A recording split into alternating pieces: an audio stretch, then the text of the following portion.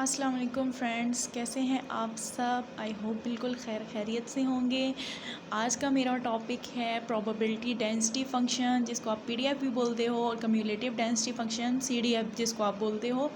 तो सबसे पहले मैं आपको पीडीएफ यानी प्रोबेबिलिटी डेंसिटी फंक्शन के बारे में बताऊंगी। PDF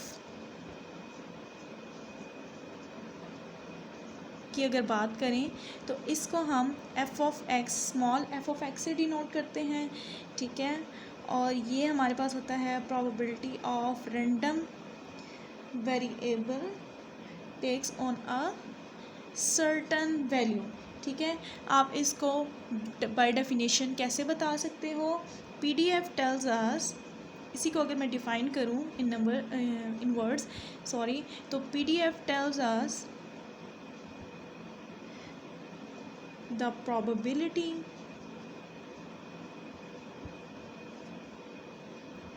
that a random variable takes on a certain value। कैसे, मैं आपको बताती हूँ कि हम पीडीएफ निकालते कैसे हैं। एग्जाम्पल के थ्रू बताऊँगी। Suppose we roll a balanced die, ठीक है। मैं एक डाइस की बात की है, डाई की बात की है, यानी एक छक्के की बात की है, तो मैं डाई लिख रही हूँ, बैलेंस डाई मैंने लिया है। मैं उसको रोल करती हूँ तो मेरे पास आउटकम्स क्या बनेंगे, या मैं कहती हूँ कि मेरे पास जो इसकी probability density function the PDF जो इसका पीडीएफ बनेगा, ठीक है, वो क्या होगा। प्रोबेबिलिटी एंड, अगर मैं एक्स ग्रेटर देन, देखें हमारे पास बैलेंस डाई, अगर आपको पता है कि एक जो छक्का होता है, ठीक है, डाई, तो उसको जब आप रोल करते हो तो आपके पास 6 आउटकम आते हैं, 1 2 3 4 5 6, वो जो कि सर्टन पॉइंट होते हैं, ठीक है। लेकिन अगर मैं less than x less than 1, ठीक है, 1 से छोटा क्या होता है, 0 होते हैं। एक्स लेस देन 1 की बात करूँ तो मेरे पास क्या आएगा, उसका आउटकम 0 आएगा, ठीक हो गया। एक्स इज़ इक्वल टू 1 पे बात करूँ तो 1/6, ठीक है। एक्स इज़ इक्वल टू 2 पे बात करूँ तो 1/6। एक्स इज़ इक्वल टू 3 पे बात करूँ तो 1/6, क्योंकि 6 उसके आउटकम है, और 1 पे हमारा एक ही बार 1 आएगा, 2 भी हमारा एक बार आएगा, 3 भी एक बार आएगा। एक्स इज़ इक्वल टू 4 की बात करूँ तो मेरे पास क्या आएगा, अगेन 1/6। 5 की बात करूँ अगेन 1/6। 6 की बात करूँ तो अगेन 1/6 इसका आउटकम निकलेंगे, या प्रोबेबिलिटी डेंसिटी फंक्शन जो आप कहते हो, ठीक है। और probability at x greater than 6 पे मेरा क्या आएगा, 0 आएगा, यानी 6 से अगर बड़े की बात करूँ तो मेरा आउटकम क्या आएगा, 0 आएगा, ठीक है, क्योंकि होते ही 6, हमारे पास मैक्सिमम वैल्यू ही 6 होती है। अच्छा, अब मैं बात करने जा रही हूँ इसकी प्रॉपर्टीज़ की, कि पीडीएफ की प्रॉपर्टीज़ हमारे पास क्या होती हैं। तो सबसे पहले जो प्रॉपर्टी पीडीएफ की होती है वो होती है F of x greater than 0 होता है हमारे पास, ठीक है, ग्रेटर देन और इक्वल टू 0 होता है। अच्छा, आप देखें ये हमारे पास नॉन नेगेटिव होता है, it is non negative. F of x की जितनी वैल्यू ग्रेटर देन और इक्वल टू 0 होंगी, ठीक है, यानी 0 से जितनी वैल्यूज़ बड़ी होंगी वो हमारे पास नॉन नेगेटिव होंगी सारी। ये देखें, ये आपके सामने है, ग्रेटर देन और इक्वल टू 0 से जो भी जितनी भी वैल्यूज़ हैं ये हमारी क्या है, नॉन नेगेटिव है। अगर 0 से पीछे जाएंगे तो हमारे पास ये नेगेटिव हो जाएगा, जबकि हमारे पास इसकी पहली कंडीशन क्या है कि ये नॉन नेगेटिव होता है। दूसरी इसकी प्रॉपर्टी क्या है कि इसका जो टोटल एरिया है,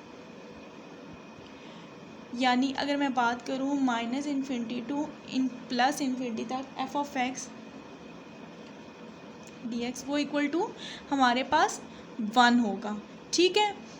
अच्छा, कैसे, यानी आप इसको यूँ भी बोल सकते हो कि इसकी वैल्यू जो है वो 1 से जो एन कोई भी सर्टन जो स्पेसिफिक पॉइंट है उसका, या इन्फिनिटी जो भी उसकी वैल्यू है, एफ ऑफ हमारे पास 1 आएगा। अगर मैं करूँ ऐड करूँ, ठीक है, कैसे 1 + 6 + 1 + 6 1 + 6 1 + 6 1 + 6, तो ये हमारे पास क्या आंसर देगा, सबको मैं ऐड, तो ये मेरे 6/6 is equal to 1। The third one property is probability, जो हमारे पास किसी भी जो प्रोबेबिलिटी अगर किसी भी कांस्टेंट प्रोबेबिलिटी लो, ठीक है, या आप जिसको बोल सकते हो कि C2C F of x D x, वो हमारे पास ज़ीरो होगा। यानी अगर आपके पास कोई भी कांस्टेंट है, देखो कॉन्टीन्यूस, ये हमारे पास कॉन्टीन्यूस के केस में होगा, क्योंकि कॉन्टीन्यूस के केस में हम डायरेक्ट जो है वो PDF प्रोबेबिलिटी डेंसिटी फंक्शन नहीं ले सकते। ये हमारे पास इसकी थर्ड प्रॉपर्टी है, क्योंकि अगर हम इसकी किसी प्रोबेबिलिटी डेंसिटी फंक्शन के केस में, सॉरी कॉन्टीन्यूस के केस में अगर हम इसकी PDF लेंगे तो ये हमारे पास इसकी एग्जैक्ट वैल्यू क्या देगा, ज़ीरो देगा। ठीक हो गया। जो यहाँ पर C जो है ना हमारे पास, C where C is constant, यहाँ पर C हमारे पास क्या है, कांस्टेंट है, ठीक है। अच्छा, अब मैं बात करूँगी CDF की। तो CDF की बात करने के लिए मैं इस साइड को ज़रा रिमूव कर देती हूँ।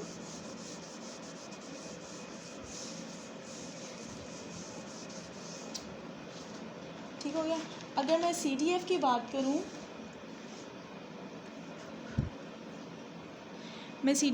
करूँ, तो CDF को हम कैपिटल F ऑफ X से डिनोट करते हैं, जो कि हमारे पास क्या होता है, probability random variable less than और इक्वल टू किसी भी x यहाँ पर हमारे पास कोई भी स्पेसिफाइड वैल्यू है, इसमें जो हमारे पास वैल्यूज़ आएंगी वो लेस देन और इक्वल टू स्पेसिफाइड वैल्यू होंगी। ठीक हो गया। अगर मैं इसको इनवर्ड्स में डिफ़ाइन करूँ तो मैं कैसे करूँगी, CDF is a probability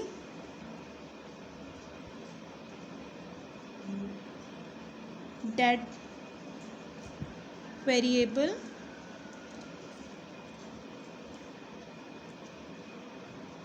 takes a value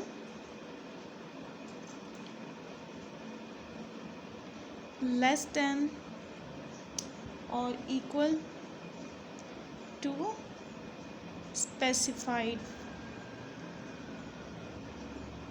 value of x. देखिए मैंने यही बात यहाँ पे की है कि CDF बेसिकली हमारे पास क्या होता है, probability variable takes a value less than और इक्वल टू स्पेसिफाइड वैल्यू।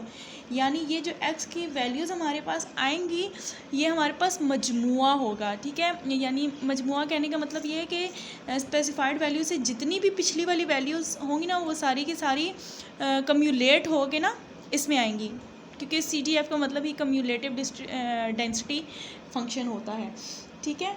अच्छा, अगर इसको मैं कॉन्टीन्यूस के केस में, कॉन्टीन्यूस का केस अगर मेरे पास आ जाए तो CDF मेरे पास क्या होगा, ठीक है।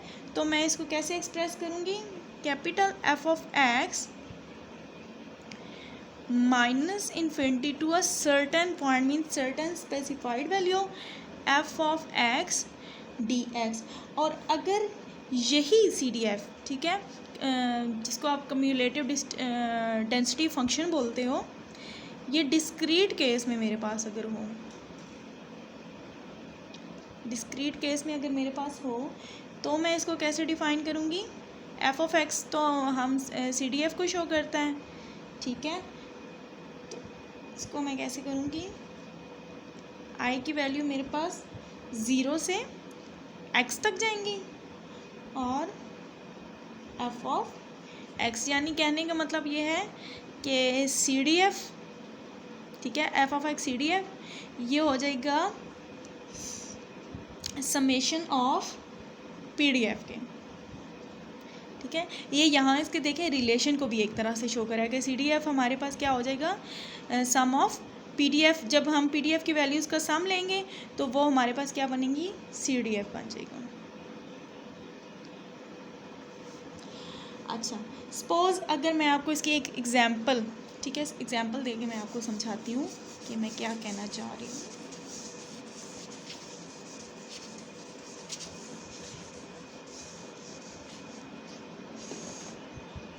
देखिए सेम मैं पीछे वाली एग्जांपल आपको बताऊंगी कि मैं एक वही बैलेंस डाई रोल करती हूँ,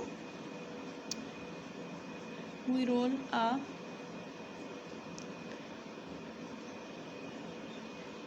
बैलेंस्ड डाई। तो वहाँ पे तो मैंने आपको बताया था कि मेरे पास PDF के जो बन रही थी, PDF मेरे पास कैसे आए हैं। यहाँ पे मैं आपको बताऊंगी कि मेरे पास जो CDF है वो क्या बनेगी, ठीक है। Then the cumulative density function as follows. कैसे, देखें, पहला मेरा होगा probability of x is less than और इक्वल टू 0, जो मेरे पास क्या आएगा 0, यानी सर्टेन वैल्यू 0 से 0 के इक्वल और जो लेस 0 से होगी, ठीक है, वो मेरे पास ऑलरेडी 0 होगी। x इज़ लेस देन और इक्वल टू 1, मेरे पास क्या आएगी 1/6। Probability at x is less than और इक्वल टू 2, मेरे पास क्या आएगी 2/6। Probability at x is less than और इक्वल टू 3/6। अब आपने डिफरेंस तो नोट किया होगा कि वहाँ पे देखें मैंने सब पे सर्टेन पॉइंट पे चेक की थी, 1 पे, 2 पे, 3 पे। यहाँ पे मैं क्या कर रही हूँ, यहाँ पे मैं इसकी सारी वैल्यूज़, जैसे मैंने पहले बताया था कि रैंडम वेरिएबल की जो भी स्पेसिफाइड वैल्यूज़ होगी उसके पीछे सारी वाली वैल्यू को कम्युलेट करके उसकी स्पेसिफाइड वैल्यू से पिछली सारी लेस देन जितनी भी वैल्यू होंगी सारी ली जाएंगी, उसकी प्रोबेबिलिटी जो लेस वैल्यूज़ होंगी उसकी सारों की प्रोबेबिलिटी ली जाएगी। कैसे, देखिए अब वो मैं वही कर रही हूँ। यहाँ पर अगर मैं आपको बताऊँ कि मैंने x इज़ लेस देन और इक्वल टू 1 लिया तो मेरे पास 1/6 कैसे आया है। लेस देन और इक्वल टू 1 का मतलब होता है प्रोबेबिलिटी एट 0 पे भी मैंने चेक की है और प्रोबेबिलिटी एट 1 पे मैंने चेक किया, 0 पे 0 और 1 पे 1/6, तो मेरे पास क्या आई है 1/6, ठीक है। ये 2 पे मैंने कैसे चेक किया, यानी प्रोबेबिलिटी एट 0 पे भी मैं चेक करूँगी, प्रोबेबिलिटी एट 1 पे भी, इक्वल टू का साइन है तो प्रोबेबिलिटी एट 2 पे भी मैं चेक करूँगी, ठीक हो गया। तो 0 + 1/6 + 1/6 इक्वल टू ये क्या बनेगा मेरे पास 2/6। ये सेम इसी तरह सारी इसकी कम्युलेटिव डेंसिटी फंक्शन लिए गए हैं। Probability at x is less than और इक्वल टू 4, तो मेरे पास 4/6 इसका आउटकम आएगा। Probability at x is less than और इक्वल टू 5, तो मेरे पास 5/6 आएगा। Probability at x is less than और इक्वल टू 6 पे अगर मैं CDF चेक करूँगी तो मेरे पास क्या आएगा, इसका कम्युलेटिव डेंसिटी फंक्शन 6/6 आएगा। और अगर मैं probability at x is greater than और इक्वल टू 6 पे चेक करूँ, सॉरी इक्वल टू तो नहीं होगा, ग्रेटर देन ज़रूर 6 पे मैं कह सकती हूँ, तो क्योंकि इक्वल टू करेंगे तो मेरे पास ये 6 की वैल्यू भी आ जाएगी, ठीक है, तो ये तो 1 हो जाएगा। अगर ग्रेटर देन मैं 6 पे चेक करूँगी तो वो मेरे पास क्या आएगा 0 आएगा।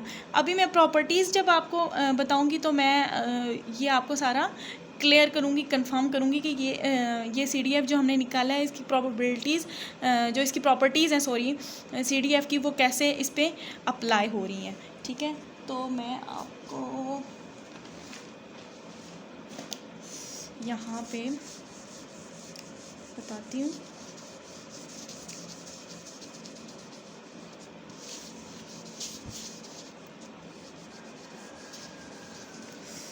CDF की प्रॉपर्टीज़,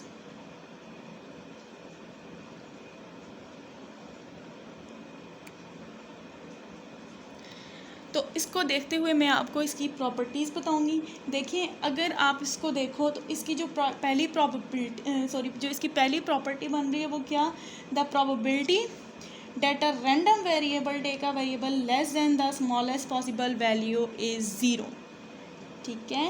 कहने का मतलब ये है कि जो हमने स्मॉलेस्ट वैल्यू ली है, ठीक है, सबसे इसकी जो स्मॉलेस्ट वैल्यू है वो कौन सी बनेगी 1 बनेगी, ऐसा ही है। इसकी स्मॉलेस्ट वैल्यू 1 बन रही है ना, तो उसकी उससे जो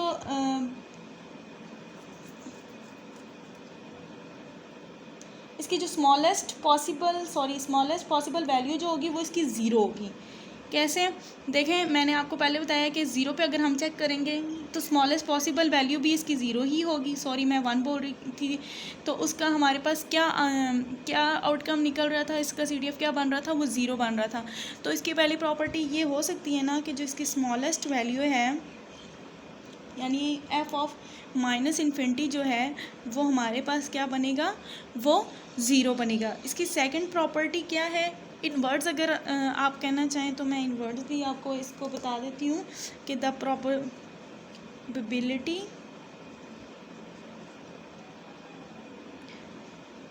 that a random variable takes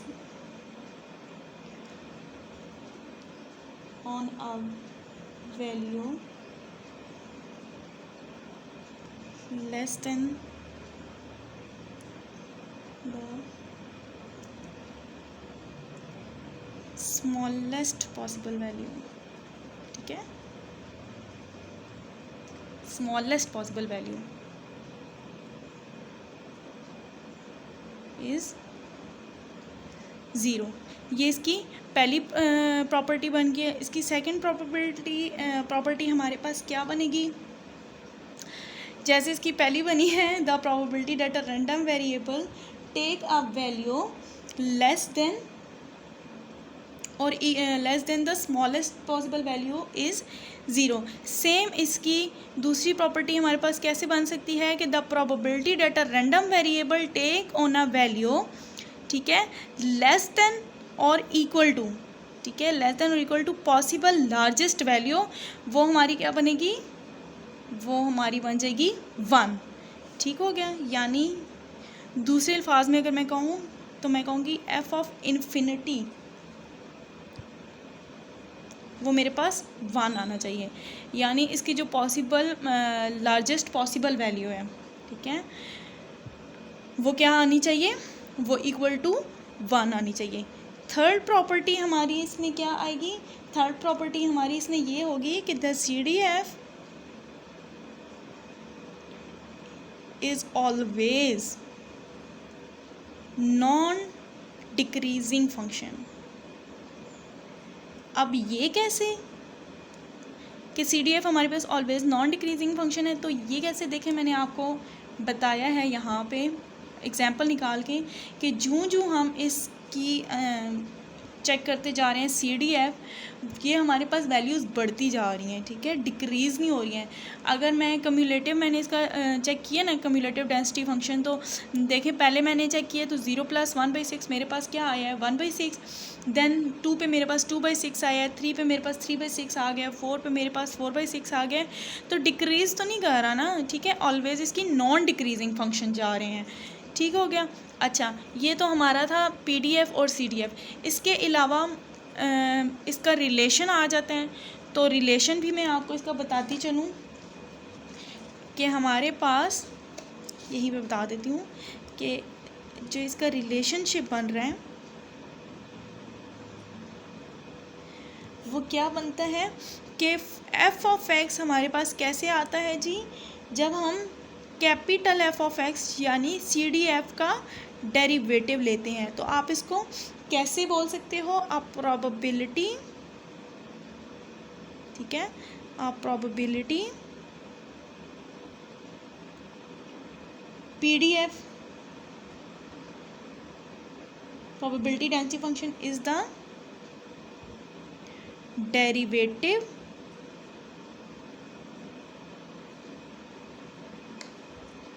of cumulative distribution function. आप इसको ऐसे, इसका रिलेशनशिप, क्योंकि क्वेश्चंस आ जाते हैं ना शॉर्ट में कि इन दोनों का रिलेशनशिप क्या है, तो जब आप क्यूमुलेटिव डेंसिटी फंक्शन का डेरिवेटिव लेते हो तो आपके पास PDF की वैल्यूज़ आ जाती हैं।